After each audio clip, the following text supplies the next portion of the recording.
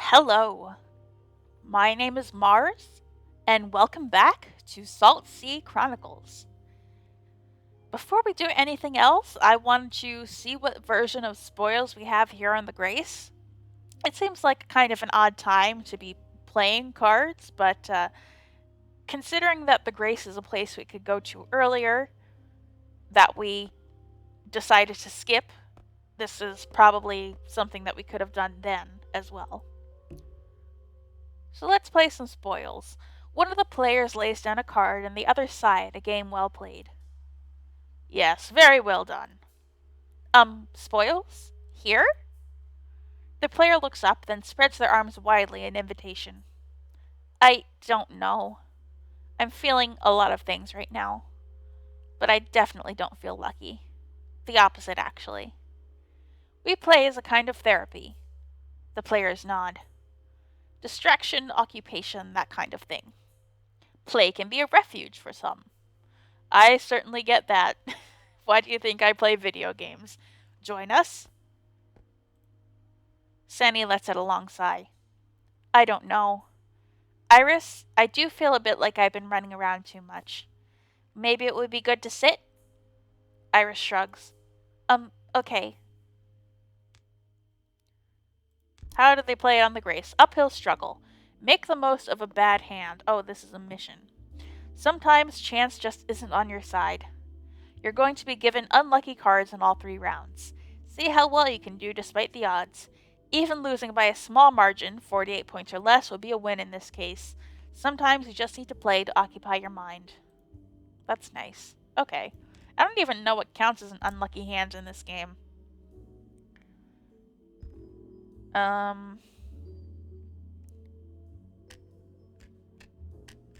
Okay. Oh no. The fish one. Okay.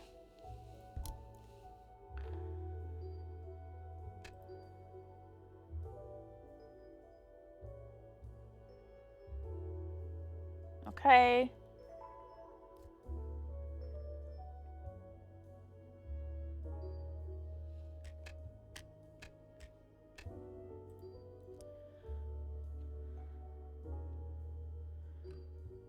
Ah. Way to pull that out of the park, Sanny. That wasn't really my doing. That was more her, but thank you for that, Sanny. Okay. Alright.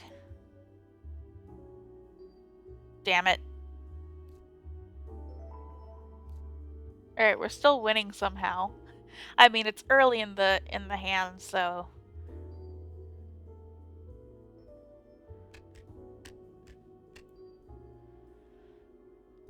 can't really say that for sure. I am a little lost, I admit.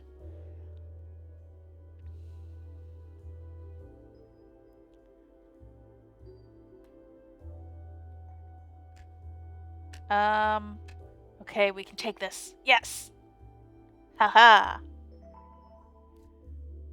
Nice.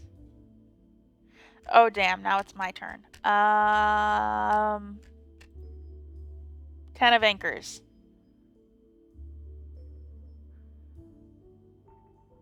Dang it. Oh, well, we got more points in that round anyway, so it's all good.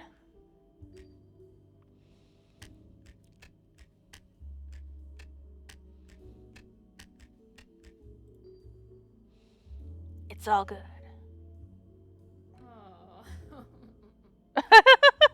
It's okay, Sanny. It's okay. I love that she apologized to us. That's so funny.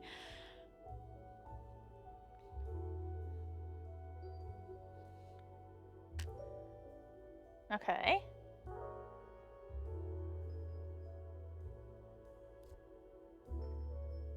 Haha. You keep winning with jacks and you keep giving the jacks to us. That's their fault, not any skill on my part. Aha! Hey. Somehow I won that with a 4.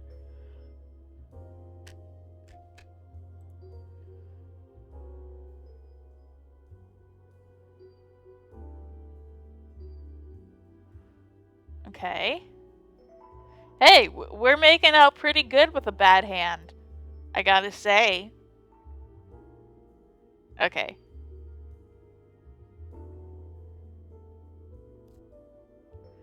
They won with a frickin' jack again.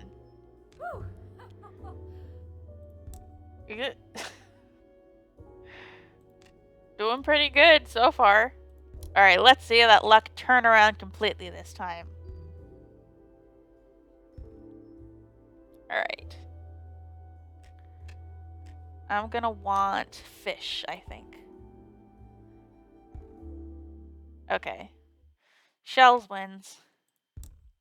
So not only do we have an unlucky hand, they're like coordinated. So they're all good.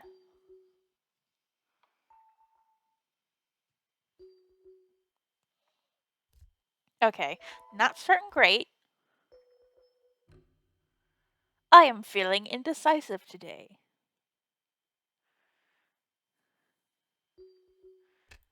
Alright, no choice there.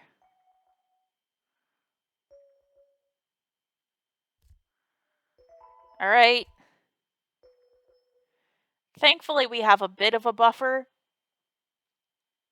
And, like, a narrow loss counts for us. Alright. God, they're using all their dang shells. Alright, I'll put down something with, like, a low point value. And hope... No.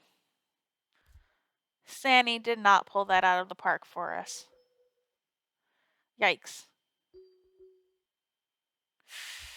Yikes.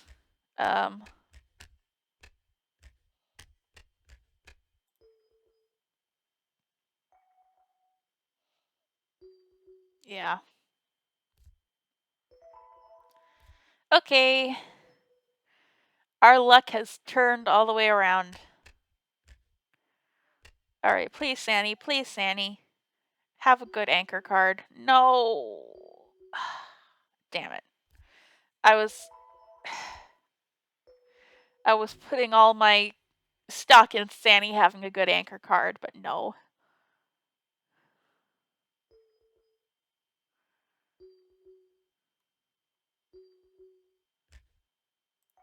There we go. Okay. That's 12 points for us. Not as horrible as it could be.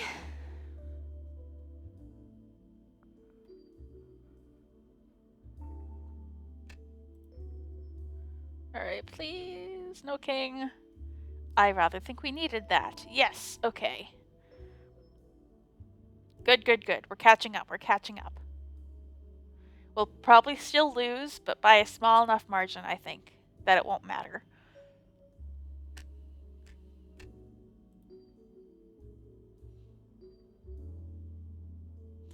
Okay, 4 points. Not terrible.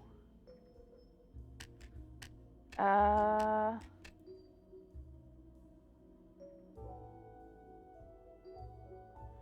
the shells are gone.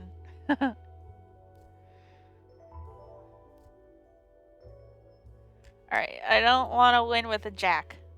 That would suck.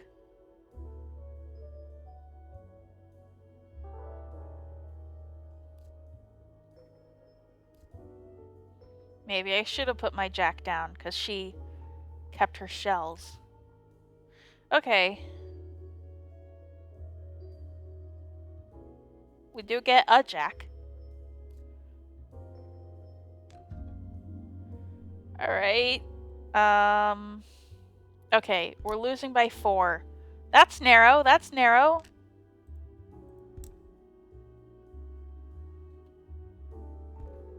Alright,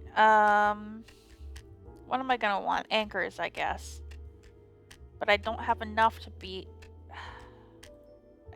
We don't have enough to beat the stars. Yeah.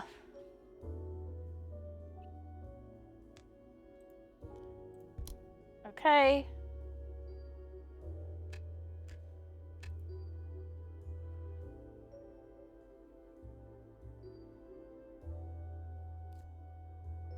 Okay. Not a great start. Make worse decisions then if you're feeling indecisive. Make worse decisions than you have been.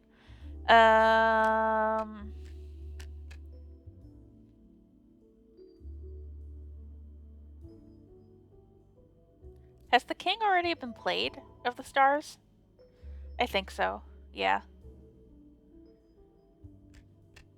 Alright, I can win that. Damn it. Damn it.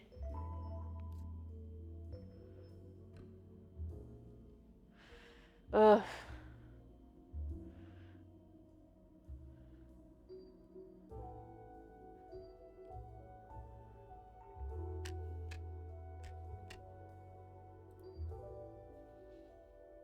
Okay. We're losing by a much wider margin than we were before now. Uh-oh.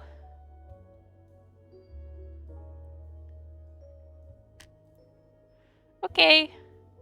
We got a handful of points there. We got 9 points. That's not nothing. Okay. What'll give me the most points? Okay.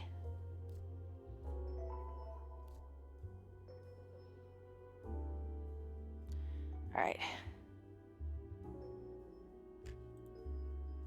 We're tightening. Dang it.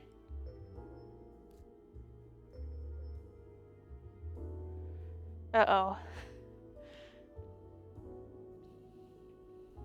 Uh-oh, uh-oh.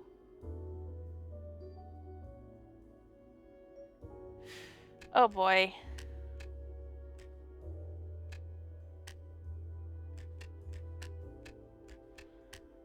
If I put down the ace, I could win this, but then they'll get the 10 points, and we'll only get 4. So I'll get us as many points as we can. Yeah, sweeping is not always the best call.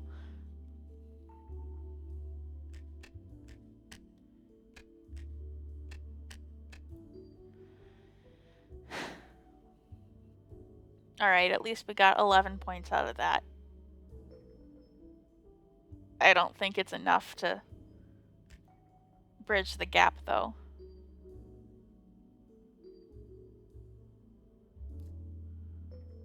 No. I don't think this is going to be a narrow victory, a narrow loss. I think it's going to be a very close loss. I mean, a very large loss. I don't know what I'm saying. Is that 48? Nearly. You played well. Not every game can be won. Thank you for spending this time with us. Yes, thank you. Thank you. We did good, even though everything else is pretty bad. She laughs awkwardly, sadly. Iris doesn't say anything. I didn't feel like calculating whether that was a close loss or not. Well, I'm glad we did that. That was fun. Anything else to do in here? No. Okay. I guess it's time to go back to the boat then? Yeah. Quick stop here in the Grace. Alright.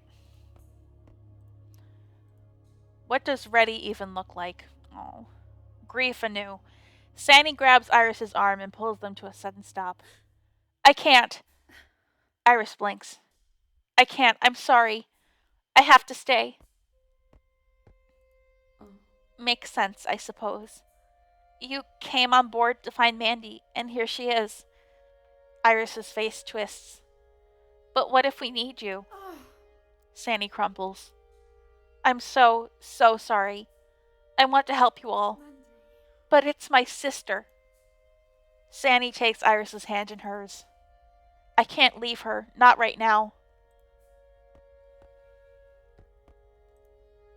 Iris grips Sandy's hand tightly.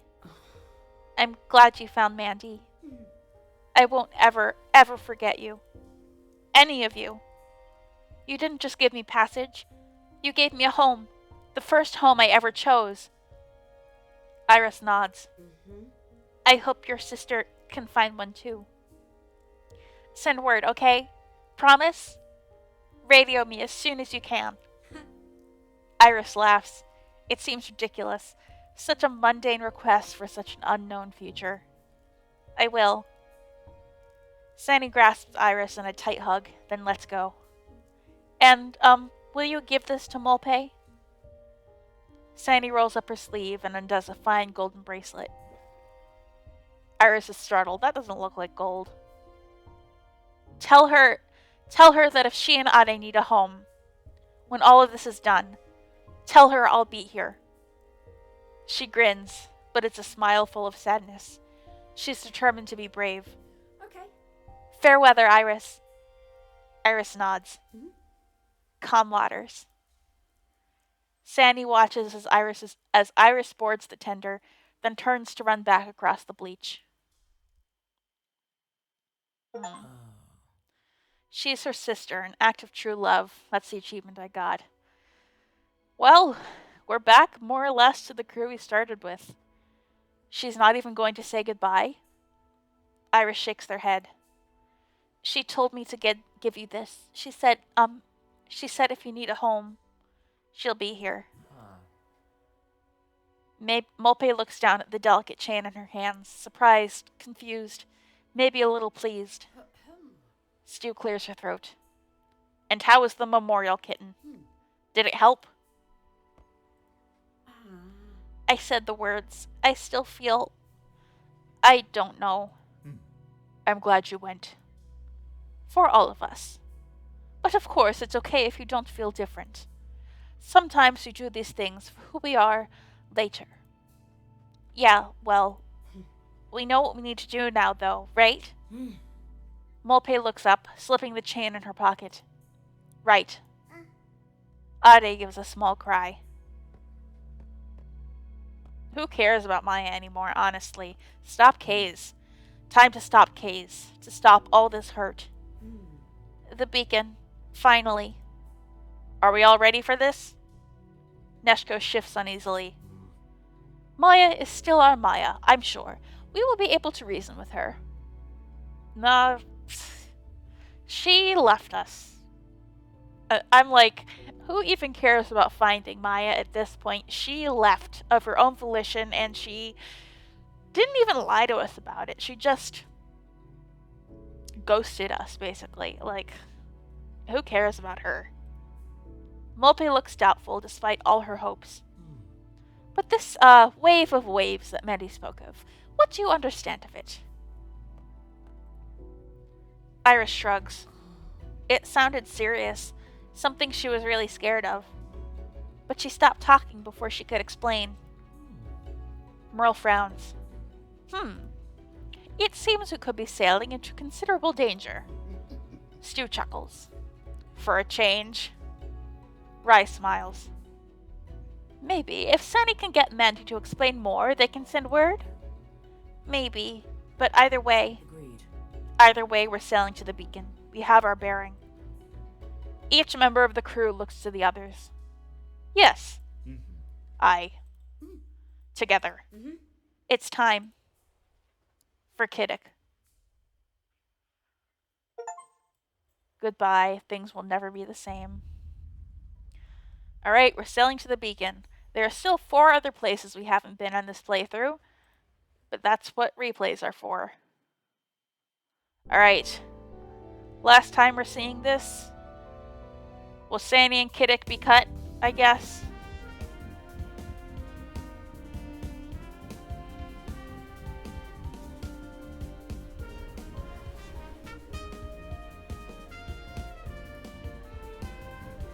My guess is also that if we brought Jayantha aboard, he wouldn't have stayed for very long, either.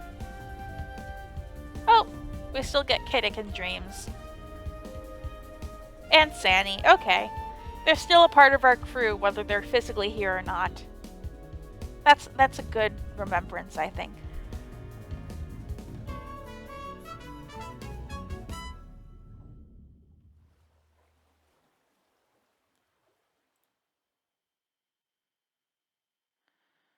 All right, on to the beacon. The crew have their bearings and know their purpose. It's time to meet their fate. Whatever happens now, at least they have each other. Okay. Oh, that looks ominous. And DeKelpie looks so small beneath it. Oh god, what ugly color. The beacon. Look at that machine go. Ooh. The final act. Molpe looks around at the remaining crew.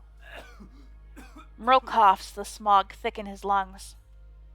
The air is about as clear as the plan. We'll figure it out.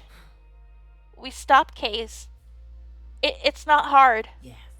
And we get Maya out of whatever she's tangled up in.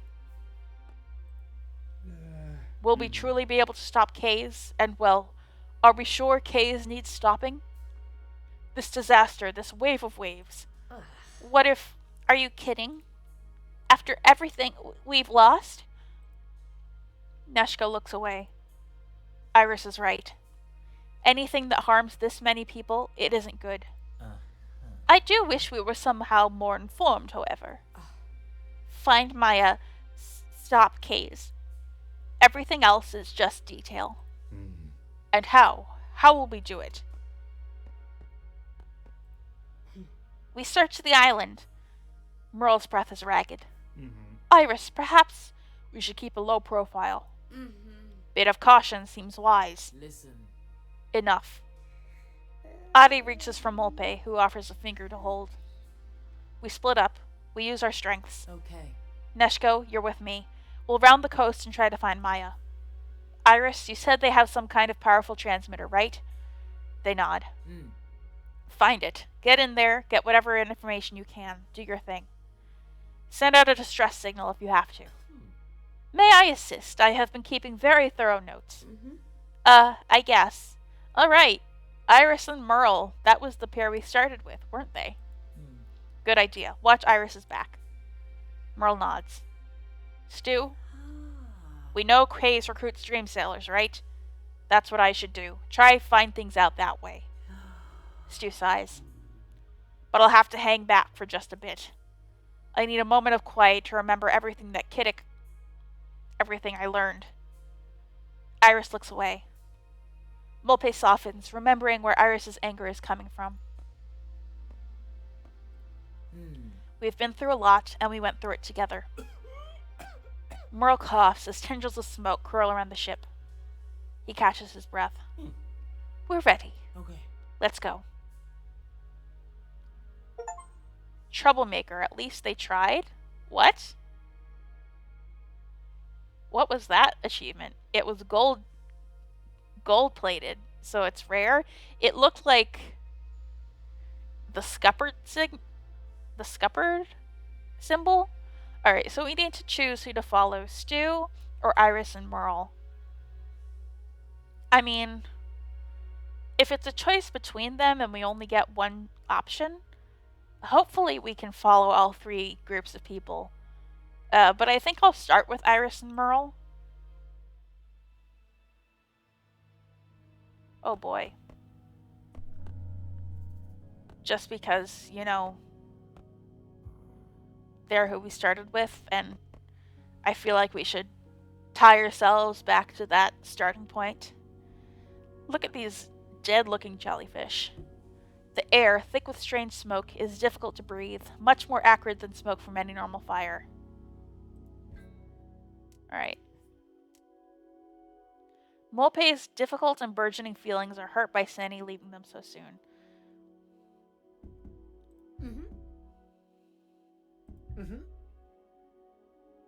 Oh, Sandy and Kiddick are gone. That's sad. Okay. So did we just scupper too many things? Is that why we got that achievement? Okay. That's too bad, I guess. Player cards right. Sandy's bracelet. And the beacon. Okay. The chittering of Yaka echo around the beacon, their soft sounds belying their grisly appetites. A huge transmission array emerges as a looming shadow in the smog of the center of the beacon. It dominates the small island in a foreboding kind of way. Time to turn back? Merle and Iris pause and look back at the ship they have learned to call home. This is, it. What we left to do. Find Maya. No turning back. Though there is a part of me that wishes otherwise. You okay? Merle nods. We've reached a critical point in this journey. Much of the heavy lifting, so to speak, is done. Merle coughs. Iris reaches out to him, but he shakes his head. We are close to the answers to our questions. That's good, right? Merle pauses in thought while Iris gently kicks the earth with her foot. I suppose I'm a little afraid. On Kelpie, we had a clear purpose and took care of one another. It's been a while since I felt that. Merle chuckles, then his face falls. I feel like we didn't spend quite as much time with Merle as we could have, so we didn't learn quite as much about him as we could have, you know? Because he had his whole speech about how he lost someone like Iris lost Kiddick. Maybe we could have learned more about that if we'd spent more time with him. There's certainly incentive to go back and do another playthrough, I'll say that much. We lost much as well. Iris nods, nothing more to add. Let's go. I'm right behind you. Smog. Hard to breathe. The beacon is hazy, dense and unnaturally warm. Merle is struggling to fully inhale. Iris slows down, looking back. You okay? Yes, don't. Merle takes a second to try and catch his breath, but doesn't stop walking. Let's stop for a bit. Perhaps a short pause would be wise. But time is of the essence. Not if it's hurting you. Merle tries again to settle his breathing. This air. The quicker we get moving, the sooner we can get away from it. Merle looks at Iris, pale, full of grief, pushing forwards anyway. Let's keep going. Okay.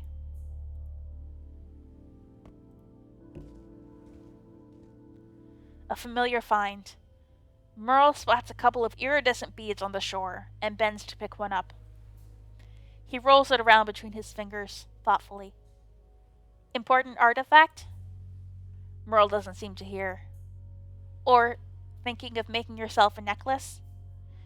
He continues to consider it. Not really your style.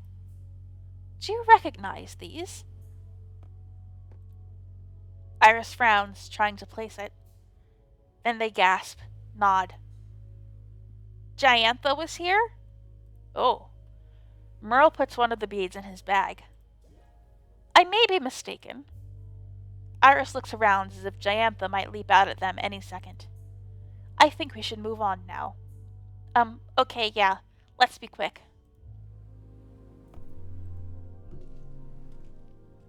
Wild energy. Iris stops and looks up at the transmitter. They're mesmerized. An architectural feat. Almost impossible, really, considering the resources we typically have access to. Pre-flood tech. I know historical interest is sometimes wrongly considered taboo, but this truly is troubling. How did they acquire all of this? Iris turns to Merle, pale. He frowns deeply. Your excitement is understandable, Iris, but I can't help being a little concerned. And out of my depth. We don't know what we're dealing with here. We came here to do this. It's okay. Merle sighs. As you say. Iris looks at Merle, not wanting to dismiss his fears entirely. What's, wrong? I'm not sure. I was just thinking about... Maya? Yes. Do you remember? They think back. Oh? The last time. The last night we were all together. Iris nods. Maya told us that story. How she met Molpe. A pause. I thought it was so romantic. And then, was it you who asked for her to tell our story? Iris offers a wry smile, an expression that, along with their grief, ages them. I would never have guessed that it would have unfurled like this. Quiet lays between them, both remembering. I thought she was like everything. We all were caught by her ideas, her imagination. Iris sniffs. She was the only person who ever saw me. I hope you no longer feel like that. Iris looks at Merle. No. A silence, like a blanket. She's done great harm. And I fear, in all our excitement, we didn't notice that her fervor around the technology we were working with was darker than we thought. Driven by dark things. It's time to end it. Merle nods. It's time. We'll find you soon, Maya. Alright. Now do we get another choice? Alright.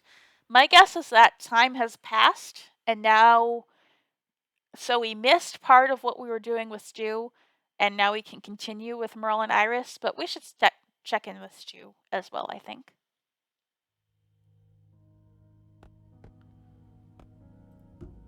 The unsettled sea splashes against the hull of Tekelpi, the thrum of the island muffling the sound. The murky air flattens the landscape into vague shadows. Stu stands alone on the shore, determined. Loving memories. The stormy weather has washed up seaweed, rounded stones, and a scattering of seashells. One catches Stu's eye. Pretty. She picks it up. It fits snugly into the palm of her hand.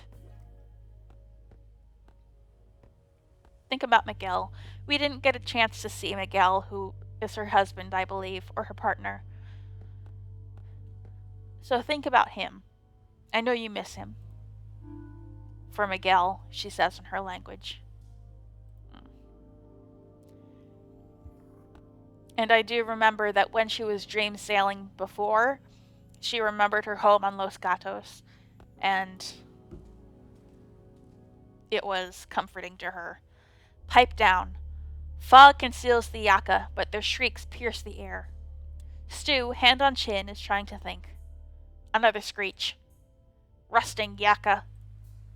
She breathes in deeply, holding her breath for a moment. Another screech. Don't throw a pebble. It's a creature. I know it's a part of this horrible, horrible island, but it's a creature that deserves peace in its own right. Another breath.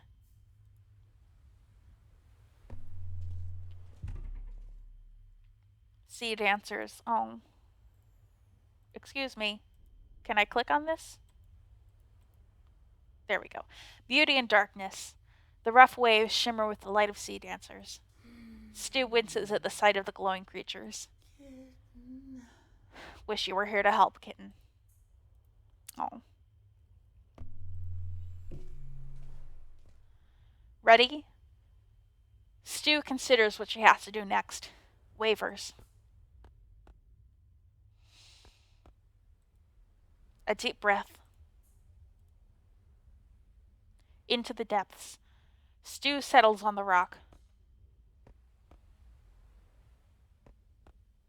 You already thought of home with Miguel. And Kiddick is the one who taught you dream sailing, so I think this is the time to think about Kiddick. They said something that grounds me. A deep breath. Stu dives into the dream. After a while, she finds what she needs. A group of people stand, looking out to sea. Clothes, patchwork made of every place in Saltsea. Can't move. Can they hear me? In her reverie, Stu frowns. Standing by the shore, waiting for something. A silhouette. They're turning. No! No! Maya! Stu startles awake. Frustrating at allowing herself to be thrown out of the dream, she resettles herself, tries again. I need a different angle. A metaphorical angle. Anta always used to say, oh, Anta was the woman that we saw at the Grace, wasn't she? I don't remember where we knew her from, though. Was she on the float? Was she on Narfi Roost? I don't remember. Okay. Stu turns herself around on the rock, now facing a different direction. Another breath. Stay calm this time. A moment. Maya is there, and behind her, the tear in the sky, it grows. Devouring, gobbling up the air. Maya turns, opens her mouth to shout something. The seas pour out, engulf everyone, all in her path. Gone. Her eyes snap open. She has it, but doesn't like it. Not at all. A great wave. The Ensolo fault is destabilizing. Maya wants to stop it. She thinks she's helping, but she's wrong. Oh, she's wrong. She'll be the cause. Oh. In their quest to stop it, they actually cause it a self-fulfilling prophecy. And it will flood us all. Oh, moons. Meanwhile, Neshko and Molpe search for Maya.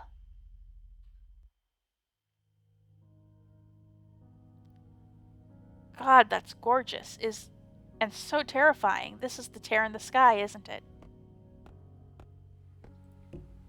As Molpe and Neshko survey the shoreline, Molpe's face retains a hard look.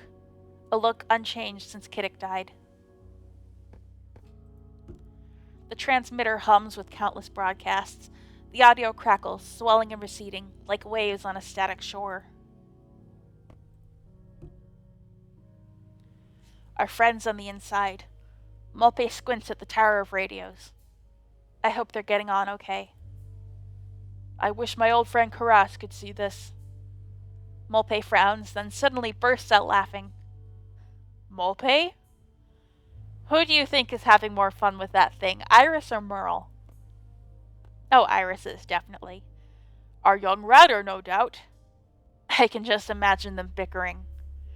I'm afraid your assessment is inaccurate, Iris. This marking indicates post-expansion technology. No, this aux cord is obviously pre-expansion. Look at the copper plating. The two chuckle, and Ade joins in, enjoying the sound. I was trying to do Neshko imitating Iris. They're two very different voices, so it was hard to do. Their laughter dies down, leaving silence and thick smog. I wish we were all back in the crew hut on Yarfi, quarreling over some silly thing. All of us, together, safe. Neshko listens to the hum of the transmitter, whispering secrets in 1,000 tongues. Although I suppose then you wouldn't be with us. Oh. He knows them well enough to razz on them a little. That's nice. Swarms of sea dancers drift calmly in the seas around the island, all moving to the same rhythm, as if being called home.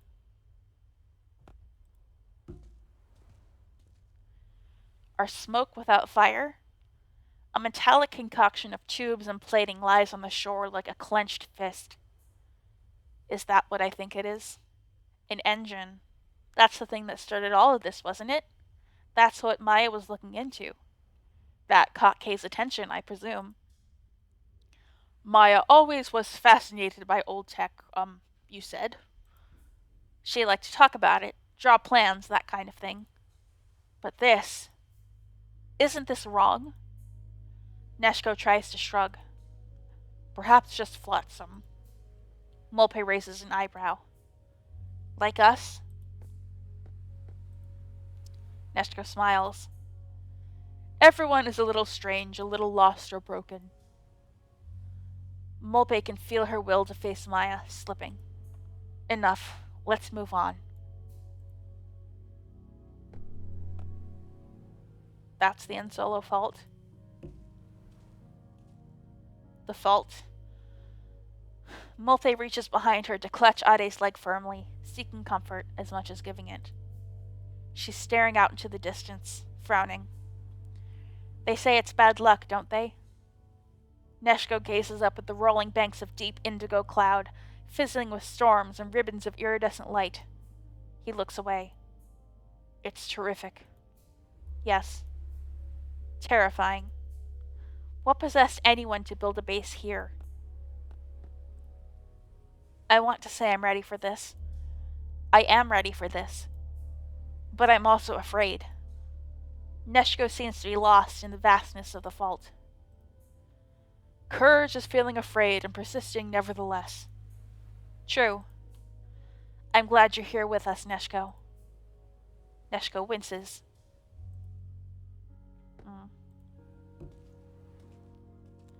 Maya was here. Set against the still-lit fire, Molpe and Neshko cast long shadows on the shore.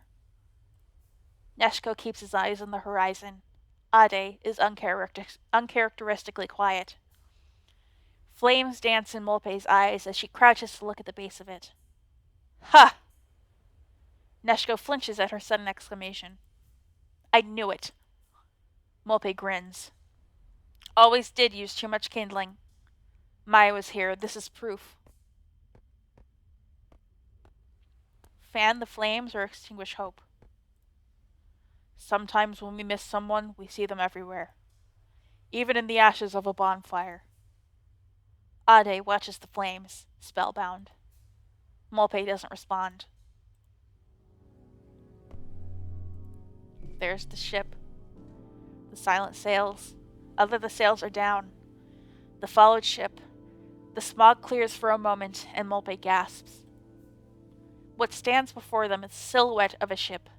The indigo-sailed ship. There it is. It creaks eerily, as if moored between the waking and dream worlds. Yes. Ade coughs. Those fabled sails. Like Yaka wings. Molpe addresses the ship. Yes. We followed you across the archipelago, but will follow no further. This ends now. She strides ahead. Neshko doesn't move. He's shaking. He's running. He snaps. Wait! Hey! Don't! Huh? Neshko grabs Molpe's arm. There's something I have to tell you. What do you... You have to listen to me. Molpe takes a step back. That night. The last night on Yorfi. What about it? Something seems to replay behind his eyes. Oh. Night, my love.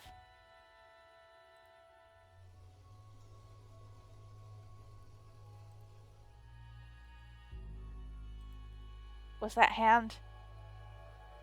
Neshko? What? What the heck is going on? Why does he look so creepy there? Think it wise to creep up on folk like that? Neshko, despite his large stature, seems to shrink. Sorry. He looks a sorry sight indeed. Maya softens. Aye, well, no matter. Ready, are you? Remember what we agreed? We're leaving tonight. They don't know. He knew. All this time he knew. And your job is to? Drop hints when they come asking, join them, guide them to you. Maya pats him on the arm, gently. Good. Kays will be grateful. And when you bring them to us, you'll have a new home, new friends, a new place to belong, okay? Neshko nods, uncertain. Why can't you just tell them? They're not ready. I'm not ready. Get it wrong and they can sink the whole plan. This is just what you have to do. And Kays? Kays agrees. Neshko nods, now convinced. Good man. Another pat. Good man. What? Excuse me. To tell a secret. Molpe looks down at Neshko's hand, holding her arm. Let go. No. Please, let me go, Neshko. Ade gurgles in alarm. I have to tell you. Neshko is sweating, though the shore is not warm. I have not been a good friend to you, Molpe. There are things I have kept from you. I know your terrible backstory. We don't need to rehearse it again. No, you have to listen. Speak of the Moxa. Maya! And they shall appear. DeKelpie's former captain offers a wide and striking smile. I've been waiting for you, Molpe. There is a moment of silence. Then Ade's shriek cuts through it. Maya winces. And hello, Ade. Maya. Maya! Maya turns to Neshko. Thank you, Neshko. Neshko bows his head, although it's unclear whether in acknowledgement or embarrassment. Molpe looks between them, confused. Thank you for bringing DeKelpie to me. She winks at Molpe. And Molpe, too.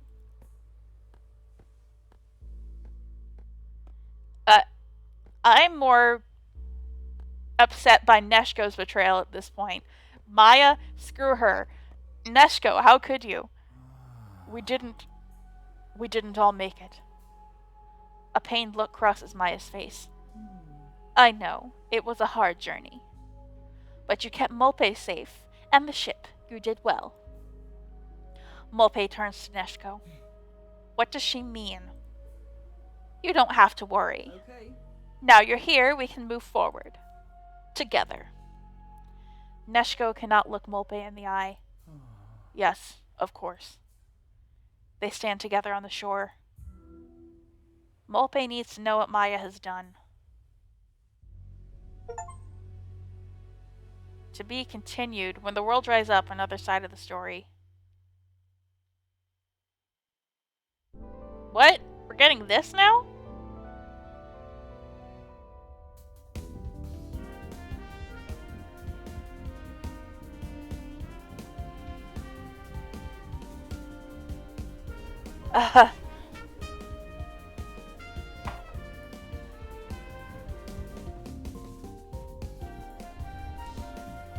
My guess is that whatever happens next is gonna run into the end of the game.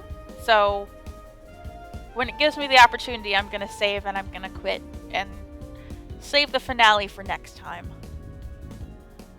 But oh boy, this is quite juicy. The confrontation with Maya, not gonna be pretty. Between her and Molpe, between her and anyone. Alright, shocks, surprises, and betrayals abound as the crew pursue the truth and challenge their captain to explain herself. They must work together to decide how their story ends. And now the journey continues. It really is just like a TV show with episodes. Oh, the color's coming back a little bit. What's happening? Alright, can we save now? Alright. Alright, we're gonna save here. Here? Seashell and the scattered beads. Alright, it last saved 1 minute ago. So, we're gonna end here. And next time, we will find out what Maya has done. And why she's doing what she did. Until then, I have been Mars, and I will be back with more Saltsea Chronicles.